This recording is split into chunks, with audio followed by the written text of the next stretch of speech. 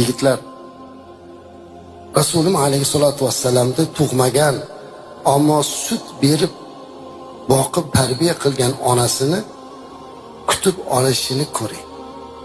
O'rnidan turdilar. Kirgiz dedilar. Kirganlarida ustidagi liboslarini yechib, ridolarini oyoqlarini tagiga soldilar. Onajon o'tiring dedilar. Xush kelibsiz dedilar. Bugun onasi kirganda hatto o'rnidan turishlikni ham loyiq ko'rmayotgan yigitlar uyalishi kerak.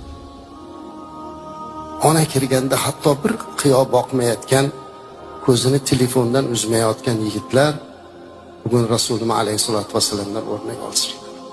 Kirganlarda o'rnidan turdilar, eng qadrli narsasini soldilar oyog'ini tagiga. Onajon o'tiring dedilar.